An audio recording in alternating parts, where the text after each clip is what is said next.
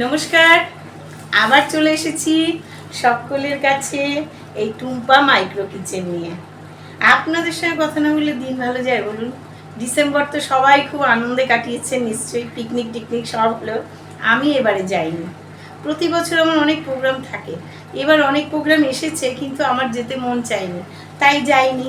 তো জানুয়ারি মাসেও জানি প্রচুর পিকনিক, প্রচুর প্রোগ্রাম আছে সবার। আমার মনে হয় না আছে, আমি যাব কি না তাও ঠিক নেই। আছে দুটো, বারবার বলছে ওই দুটো গেলে আমি তো আপনাদের ভিডিও করে দেখাবোই, কারণ আমি যেখানে যাই আমি ভিডিও করে আপনাদের না দেখালে ভালো লাগে না।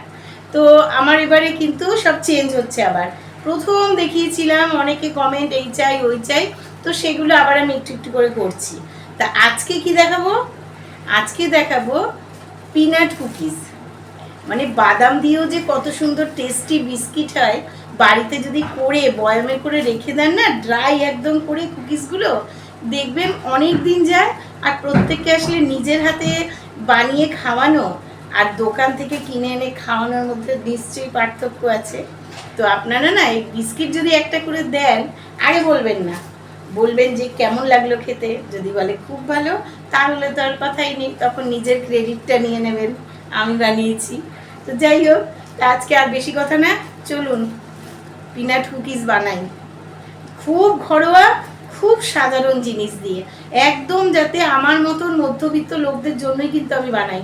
খুব যারা দেখায় না, আমি দেখেছি ইউটিউবে বা ফেসবুকে বাটার ঠাটার অনেক কিছুই দিয়ে করে, তা সেগুলো দেওয়ার সামর্থ্য কারণ অনেকের নেই, আমার তো নেই। তো আমি কিন্তু তাদের জন্য করছি, যে ইচ্ছে আছে উপায় নেই তা নয়, যেটুকু ইচ্ছা আছে ঘরের জিনিস দিয়ে করুন। ঠিক আছে, চলুন। পিনাট কুকিজ বানাতে গেলে প্রথমেই যেটা আমার দরকার সেটা হচ্ছে একটু বাটার দিয়েই হয়, কিন্তু আমি বাটার দিয়ে পেরে উঠি না, হয় না আমার। ওই 100 গ্রাম বাটার সবসময় আমার কাছে থাকে না, তাই আমি একটু তেলই নিই। এই তেলটা আমি দিয়ে দিলাম, একটু বেশি লাগছে, যেহেতু বিস্কিটের মধ্যে কোনো জল থাকবে না বা তেল বাটার থাকবে না, তাই আমার তেলটা একটু বেশি লাগছে। আর এর মধ্যে দেব আমি চিনি, আমার গুঁড়ো চিনি, সেটা দিয়ে দেব। এই যে চামচে করে আন্দাজ করে দেবেন, যদি টিস্পুন হয় তো 4 চামচ দেবেন, আর এরকম বড় হলে 2 চামচ দেবেন। কিন্তু আমি একটু পরিমাণ বেশি করব, মাপের ওপর ডিপেন্ড করছে। তো আমার পুরো ফুল ফুল দিইনি বলে আমি 3 বার দিলাম। এবার এর মধ্যে আমি হাফ কাপ ময়দা দিচ্ছি। হাফ কাপ দিচ্ছি, তার কারণ আছে। এখানে না শুধু ময়দা দিয়ে করার থেকে আমি আবার একটু সুজি দিই, জানেন তো, বেশ না খেতে ভালো লাগে। খুব না, ওই 2 চামচ মতন, চায়ের চামচের ওই 2 চামচ মতন সুজি দিলাম। সুজিটা দিয়ে দিলাম। আর দেব বাদাম, আমি গুঁড়ো করে রাখি পিনাটগুলো, বাদাম ভাজা যেটা, সেটা গুঁড়ো করা ছিল, এটাকে আমি একটু দিয়ে দিলাম 2 চামচ। আর দেব সামান্য 1 চিমটে নুন, যেহেতু এটা মিষ্টি বিস্কিট, যখন আমি নোনতা বিস্কিট দেখাবো না, তখন কিন্তু আমি নুনটাই বেশি দেব। এই হয়ে গেল এগুলো দেওয়া। আর আর দেব সামান্য, প্রয়োজন না হলে দেবেন না, দিতেই হবে এমন কোনো কথা নেই। আমি দিচ্ছি একটুখানি বেকিং পাউডার সামান্য, আর দেব একটু বেকিং সোডা, এটাও নাম মাত্র, মানে জাস্ট একটুখানি, ব্যাস হয়ে গেল। এবার আমি এটাকে ভালো করে মাখবো। দেখুন, এটাকে আমি ভালো করে মেখে নিচ্ছি, মেখে আমি আপনাদের দেখাচ্ছি। একটু ময়মটা দিয়ে নিই। এবারে দেখুন, এই যে আমার বেকিং তাওয়া, এটার মধ্যে আমি একটু তেল দিচ্ছি, জাস্ট লেগে না যায় সেই জন্য। দিয়ে আমি একটু ব্রাশ, আপনারা ব্রাশ করে নেবেন, আমি হাতের কাছে আর ব্রাশ পেলাম না, যা হয় আর কি তাড়াহুড়োর সময়। আমার তো খুব তাড়াহুড়ো, একদিন এক একটা ওই কুকিং আমি চেম্বার থেকে এসেই ফটাফট বসিয়ে দিই, সেই জন্য আর হাতের কাছে আমার কিছু থাকে না।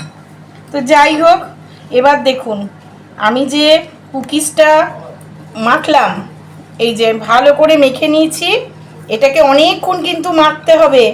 মাখার পরে এরকম রুটির গোল্লার মতন গোল্লা করলাম। দেখবেন গোলা যতক্ষণ ভেঙে যাচ্ছে, দেখবেন হাতে নিয়ে নিয়ে যদি দেখেন ভেঙে যাচ্ছে তাহলে কিন্তু ততক্ষণ আবার করতে থাকবেন। এই দেখুন আমি এরকম এরকম অনেকক্ষণ করে নিলাম। এবার এটাকে গোল করব, ভালো করে রুটির যেমন গোল করি সেরকম গোল করে এরকম আমি আস্তে আস্তে চিপে দিলাম। ঠিক আছে, এই যে আমি চিপে দিলাম, হয়ে গেল। এইবার দেখুন এই যে বাদাম কিছু আমি থেতো করে রেখেছি, না গুঁড়ো না গোটা। এই যে যেহেতু আমার পিনাট কুকিজ তাই দেখুন এর মধ্যে আমি একটু বসিয়ে দিলাম, দিয়ে আমি আস্তে করে তুলে নিলাম। দেখুন কি সুন্দর বিস্কুটের মধ্যে যে বাদাম বিস্কুট হয় না দোকানে, এই দেখুন। এবার এটাকে আমি আস্তে করে বসিয়ে দিলাম। আবার একটাকে আমি ওরকম করব, এরকম সেম করে হাতে ভালো করে গোল্লা করব, অনেকক্ষণ করবো, ভেতরটা নাহলে এই দেখুন ভেঙে যাচ্ছে, দেখেছেন? ওই জন্য চিপে চিপে কিন্তু করবেন, পরে বলবেন না ভেঙে গেছে। এইবার এটাকে ভালো করে আমি ঠেসে গোল্লা করে নিলাম। এবার এটাকে আমি চ্যাপটা করে নিলাম। এইবার এটাকে আমি কি করব, আবার আমি ওই যে বাদামের বাটি ওর মধ্যে একদিকে দিয়ে দিলাম। দেখুন বাদামে দিয়ে দিলাম, একদিকে কিন্তু দেব দেখতে ভালো লাগার জন্য, এই দিয়ে দিলাম। এইভাবে আমি প্রত্যেকটা প্লেটটায় যে কটা ধরবে আমি সাজিয়ে আপনাদের দেখাচ্ছি। দেখুন আমার কুকিজগুলো কিন্তু সাজানো হয়ে গেল। এবার আপনারা ডিজাইন ইচ্ছে মতো দিতে পারেন। দেখুন আমি এবার একটা লম্বাও দিয়ে দেখিয়ে দিলাম, যদি মনে করেন ডিজাইন চেঞ্জ করবেন। এরকম করে আমি সাজিয়ে নিলাম। এবার মাইক্রোওভেনে কিভাবে দেখাবো সেটাও দেখিয়ে দিচ্ছি। আচ্ছা, এবার যে আমি পিনাট কুকিজটা করব তার জন্য কিন্তু সেম আমরা যেমন কেক করার সময় প্রিহিট করি, সেরকম কিন্তু কুকিজেও প্রিহিট করতে হয়। আমি বারবার বলছি এই জিনিসটা ফলো করবেন। এই দেখুন আমি এবার প্রিহিটে চলে যাচ্ছি। কি করব, এই যে কনভেকশন কথাটা আমি প্রেস করব, করে কুকিজের জন্য আমি টাইমিং দেব 20, 30, 40, 50, 60 দিয়ে দিলাম, স্টার্ট। এবার প্রিহিটটা হয়ে যাক।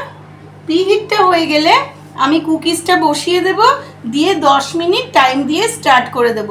যেভাবে কেক বসাই আমরা, বিপ দেবে, যেই 4-5 বার বিপ দেবে তখন দরজাটাকে আমি খুলবো, খুলে কুকিজের প্লেটটা বসাবো, বসিয়ে 10 মিনিট দিয়ে স্টার্ট দিয়ে দেবো। ঠিক আছে, তাহলে দেখুন কিভাবে বিপ দিচ্ছে। আচ্ছা দেখুন বিপ দিচ্ছে, শুনেছেন? অনেকবার হয়ে গেছে। এবার এটা আমি এখানে দিয়ে দিলাম, অপশন তো সবই দেওয়া, শুধু 10 মিনিট টাইম দেব, স্টার্ট হয়ে যাক, তারপর দেখাচ্ছি। দেখুন আমার কিন্তু বিস্কিট হয়ে গেছে। বিস্কিটটা কি করেছি, 10 মিনিট পর ঠিক যে নামিয়েছি, আপনারা কিন্তু নামিয়ে মনে করবেন হয়নি আবার দেবেন, কখনো না।